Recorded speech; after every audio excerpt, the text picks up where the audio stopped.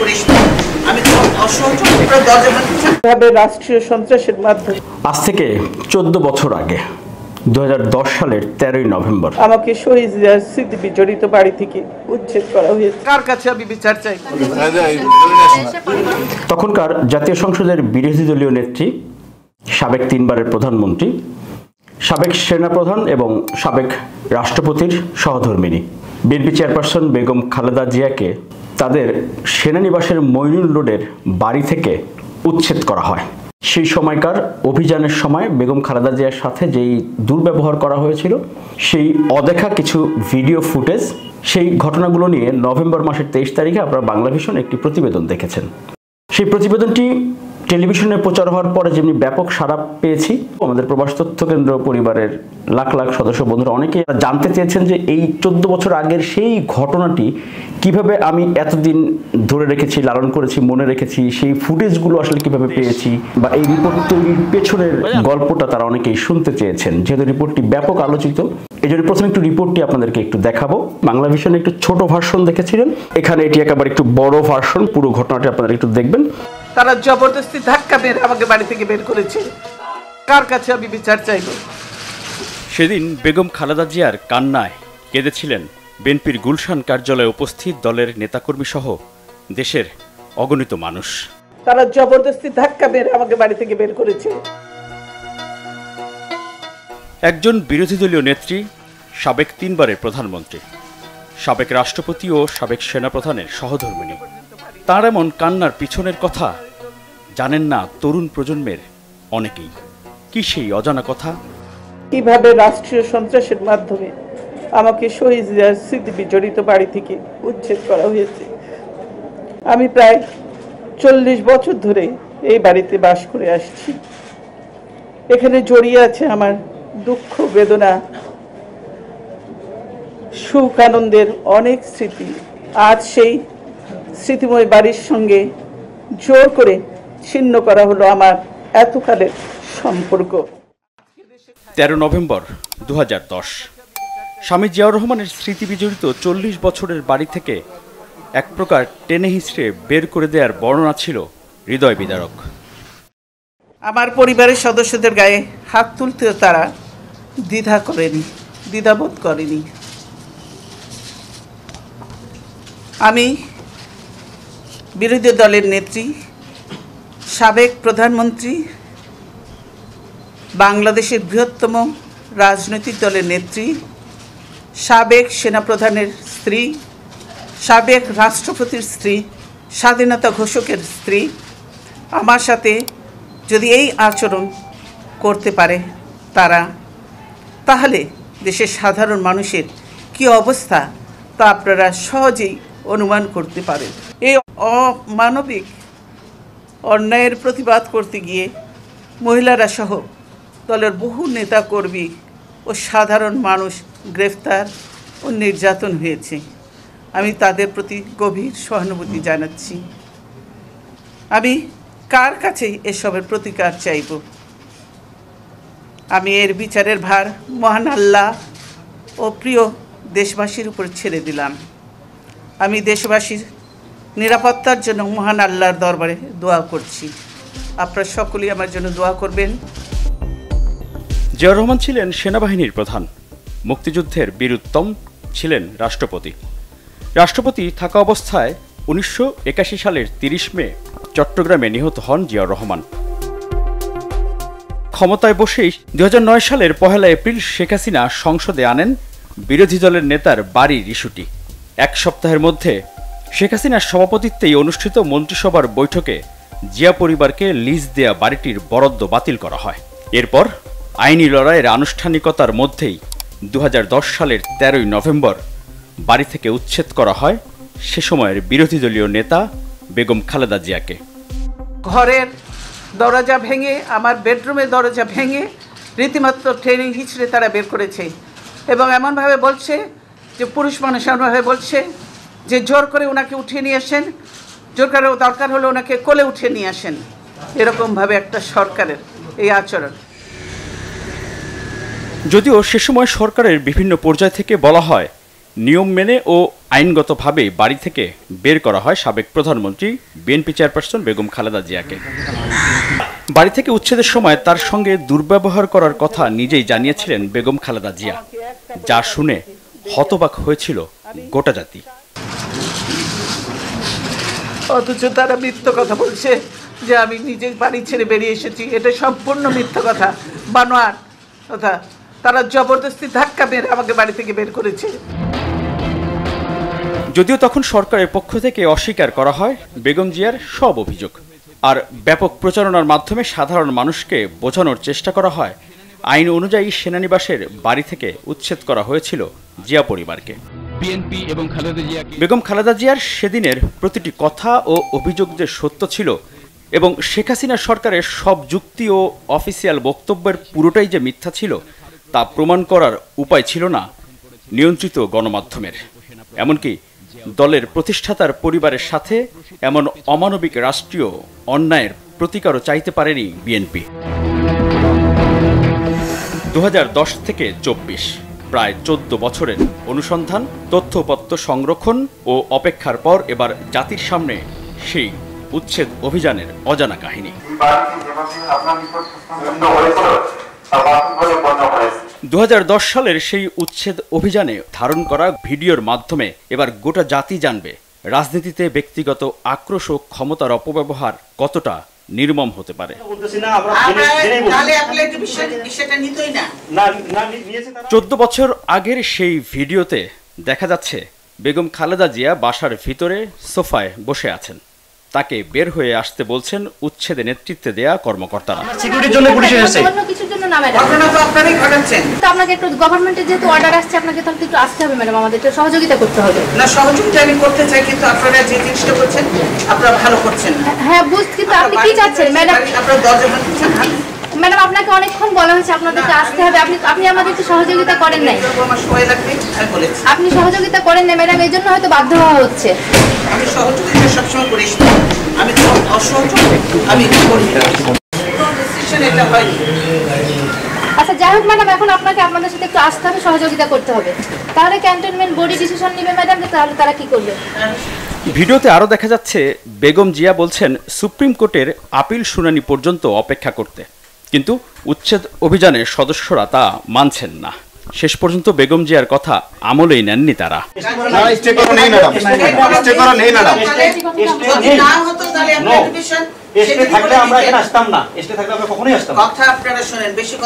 আমরা বেশি কথা বলতেছি না, আমরা নিয়েছে তারা এবং তারা রাইটলি আদেশ দিয়েছে শুনানির জন্য। শুনানি পর্যন্ত তো আপনাদের অপেক্ষা করতেই হবে। আমাদের আদেশের উপরে তো কোনো স্টে অর্ডার নেই ম্যাডাম। 12-11 তারিখে ডেট শেষ হয়ে গেছে, 1 মাস 30 দিন, যে গভর্নমেন্টকে সময় দেওয়া হয়েছিল 30 দিন, সেই 30 দিন শেষ। এখন government can take the position. আপনারা তো সব জিনিস ইলিগাল করছেন। এর কোনো কিছু করছেন না। কোনো আবার ভ্যালিড ডকুমেন্ট কোনোদিনই ইলিগাল হতে পারে না। সবকিছুই আমরা আইনসম্মতভাবে করতেছি। আইনসম্মতভাবে আপনারা করছেন না, সব এটা আদালতের বিষয় ম্যাডাম। ভেঙে আমার মনে আছে গুলশান কার্যালয়ে বেগম খালেদা জিয়া বলেছিলেন তার সাথে চরম দুর্ব্যবহারের কথা। পুরুষ মানুষ আমাকে বলছে যে জোর করে ওনাকে উঠিয়ে নিয়ে। অভিযানের সময় ধারণ করা সেই ভিডিওতে পরিষ্কার বোঝা যাচ্ছে উচ্ছেদ অভিযানে নেতৃত্বে থাকা এক কর্মকর্তা বলছেন, যাও ওনাকে উঠিয়ে নিয়ে আসো। এরপর আপনারা সব গায়ের জোর করতেছেন।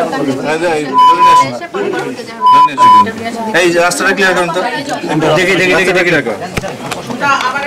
আওয়ামী লীগ সরকারের পক্ষ থেকে সেদিন বেগম জিয়ার অভিযোগ অস্বীকার করে উল্টো তার বিরুদ্ধেই নানা অপবাদ ও অভিযোগ দেয়া হয়। টেনে হিচড়ে বাড়ি থেকে বের করে দেয়া, দরজার তালা ভাঙ্গা, এক কাপড়ে চলতে যেতে বাধ্য করা, নিকটাত্মীয়ের সাথে অসদাচরণ নিতান্তই অসত্য, বানোয়াট ও উদ্দেশ্য প্রণোদিত। কিন্তু পরবর্তীতে ধারণ করা ভিডিওতেও মিলেছে দরজা ভাঙার প্রমাণ, যা আগেই জাতির সামনে তুলে ধরেছিলেন সাবেক প্রধানমন্ত্রী বেগম খালেদা জিয়া। ঘরের দরজা ভেঙে, আমার বেডরুমের দরজা ভেঙে রীতিমাত্র ট্রেনিং হিচড়ে তারা বের করেছে। শুধু তাই নয়, পরবর্তীতে নির্ধারিত কয়েকটি গণমাধ্যমের সাংবাদিককে নিয়ে আপত্তিকর কিছু দৃশ্য প্রচারের নাটক মঞ্চস্থ করা হয়েছিল। ওই বাড়ির সবচেয়ে সুন্দর ঘর বেগম খালেদা জিয়ার শোবার ঘরটি, বলতে গেলে বাথরুমটি আরও অভিজাত। জানিয়ে সেই সময় তীব্র নিন্দা জানান বিশিষ্ট নাগরিকদের অনেকেই। জিয়া পরিবারকে তাদের বাড়ি ছাড়া করার আগে ও পরে শেখ হাসিনা সহ তার সরকারের পক্ষে দাবি করা হয়েছিল আইন অনুযায়ী এবং আদালতের রায় মেনেই উচ্ছেদ অভিযান চালানো হয়।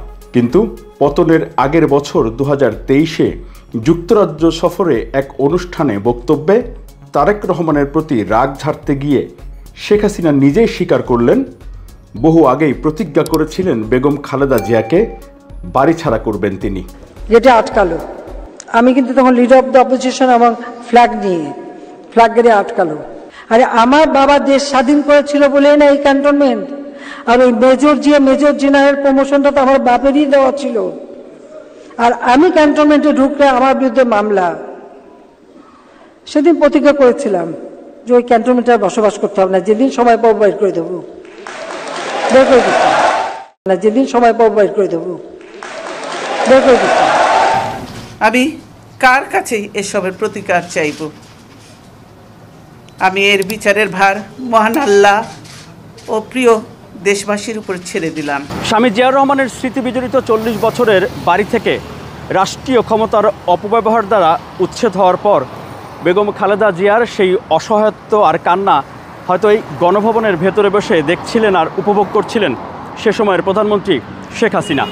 কিন্তু 14 বছরের মাথায় ছাত্র নাগরিকদের অভ্যুত্থানে জনরোষ থেকে রক্ষা পেতে এই গণভবন থেকে অর্থাৎ নিজের বাসভবন থেকেই শুধু পালিয়ে যাননি, দেশ ছেড়েই পালিয়ে যান শেখ হাসিনা। মিরাজ হোসেন গাজী, ঢাকা।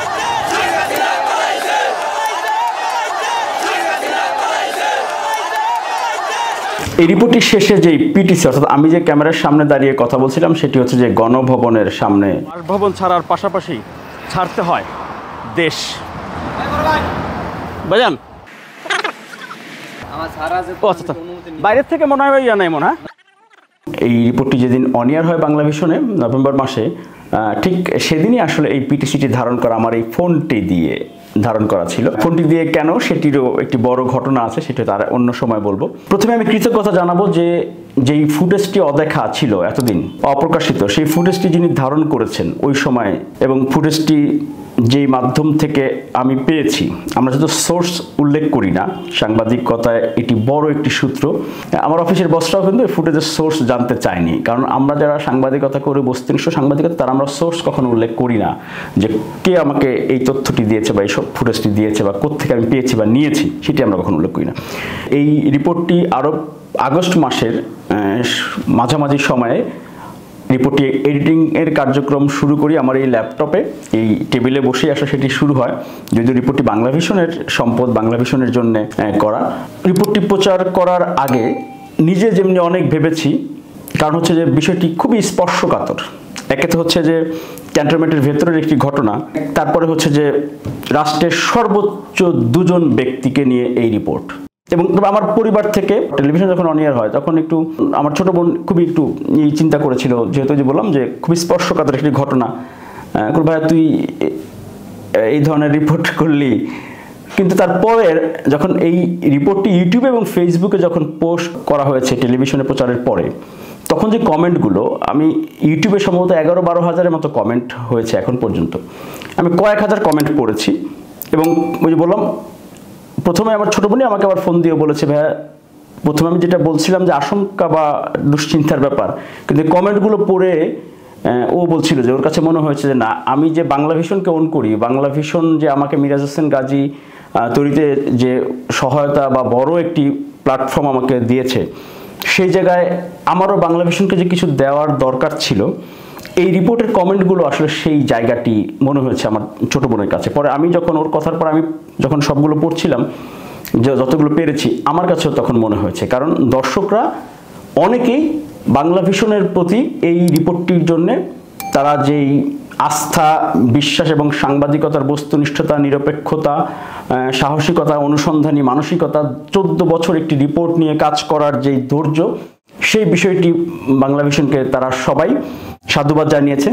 ওই রিপোর্টে হয়তো আপনারা এই যে বললাম যে প্রায় কোটি মানুষ ইউটিউব ফেসবুকে দেখেছে, তাদের সবাই কিন্তু আবার আপনারা যারা আমার ইউটিউবে যারা ফলোয়ার বন্ধুরা আছেন, ফেসবুকে যারা আছেন, তারা কিন্তু জানেন না ওই রিপোর্টার আমি, মিরাজ হোসেন গাজী, আর এই মিরাজ হোসেন গাজী একজনই।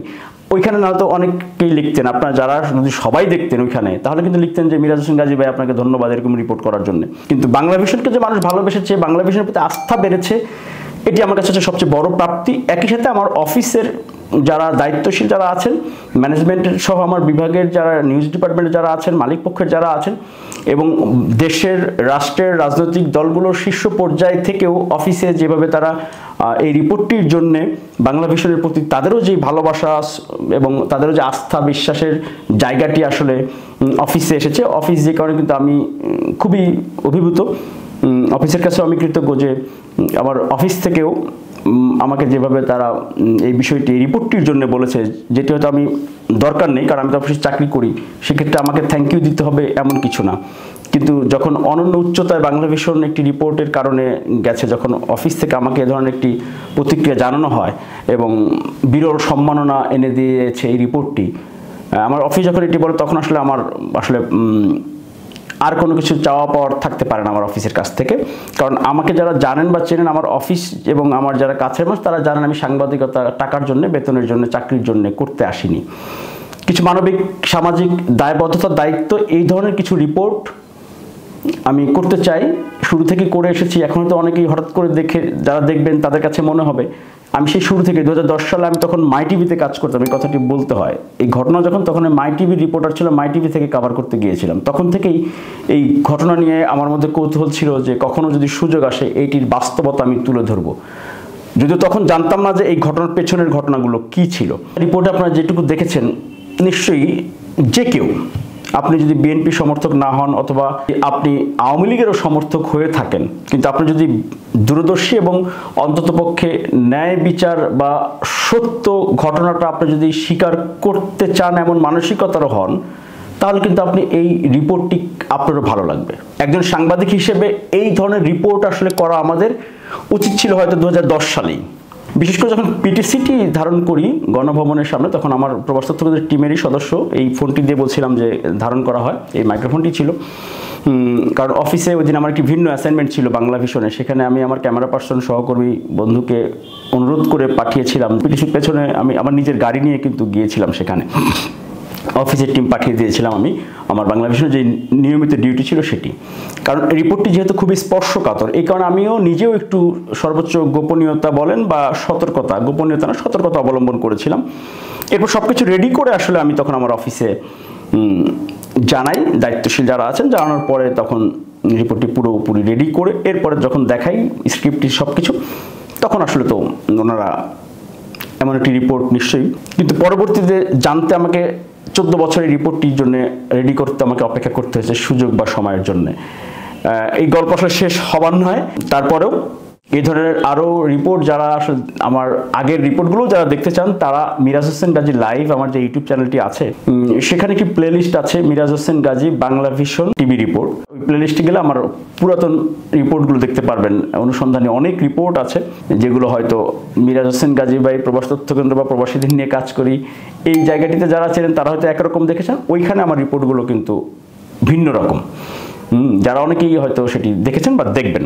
এই গল্প আরও অনেক করবো, রিপোর্টের পেছনের গল্প আমি চেষ্টা করবো ধারাবাহিকভাবে করার জন্য। প্রবাস তথ্য কেন্দ্র এই প্ল্যাটফর্মে আসলে এই প্রতিবেদনটির ব্যাকগ্রাউন্ড যারা আমার প্রবাস তথ্য কেন্দ্রের বন্ধুরা জানতে চেয়েছেন তাদের জন্য। তবে মিরাজ হোসেন গাজী লাইভ, ওইখানে আসলে রাজনীতির অধম উত্তম নামে একটি পর্ব আমি মাঝে মধ্যে করার চেষ্টা করি। সেখানে আরও ভিন্ন ধরনের কিছু রিপোর্ট, খবরের ভেতরের খবর, পেছনের খবর, যেগুলো হয়তো সাদামাটাভাবে সবাই উপর দিয়ে চলে যাবে, আমি চেষ্টা করব ভেতর থেকে শেষ থেকে আবার শুরু করে ওই ঘটনার আগে পরের ঘটনাটুকু তুলে ধরার জন্য, যেটি সাংবাদিকতার দায়িত্ব এত বছর হয়তো আমরা করিনি, করতে পারিনি। ইনশাল্লাহ যতদিন সুযোগ থাকবে করে যাব, কতদিন পারবো সেটি আল্লাহ জানায়। সবাই ভালো থাকবেন, দোয়া করবেন, পাশে থাকবেন, সাপোর্ট করবেন। আর সামাজিক যোগাযোগ মাধ্যমে সবসময় সতর্ক থাকবেন, হুজুকে কান দেওয়া যাবে না। আপনার চোখ শুধু খাটাবেন না, কান শুধু খাটাবেন না, বিবেকটাকেও সেখানে প্রয়োগ করবেন। যা দেখবেন বা শুনবেন তার চেয়ে বেশি হচ্ছে বিবেক দিয়ে বিশ্লেষণ করে এরপরে সিদ্ধান্ত নেবেন। তাহলে দেখবেন যে পরিবর্তন আসবে নিজের মধ্যে, সমাজের মধ্যে, রাষ্ট্রের মধ্যে। আপাতত আল্লাহ হাফেজ। প্রিয় প্রবাসী এবং বিদেশগামী কর্মী বন্ধুরা, প্রবাস তথ্য কেন্দ্রের লাখ লাখ বন্ধুরা, শুভাকাঙ্ক্ষীরা, সবার প্রতি আবারও কৃতজ্ঞ। আপনাদের ভালোবাসায় আমি সবসময় অনুপ্রেরণা পাই। আল্লাহ হাফেজ। আপনি কি বৈধভাবে কর্মী হিসেবে বিদেশে যেতে চান? আপনি কি রেমিটেন্স যোদ্ধা হিসেবে প্রবাস জীবনযাপন করছেন? আপনার জন্য প্রয়োজনীয় এবং জরুরি সকল তথ্য হাতের মুঠোয় পাচ্ছেন প্রবাস তথ্য কেন্দ্রে। প্রবাস তথ্য কেন্দ্র ইউটিউব চ্যানেল, এরই মধ্যে 10 লাখের বেশি সদস্যের বিশাল একটি পরিবার আমরা এখন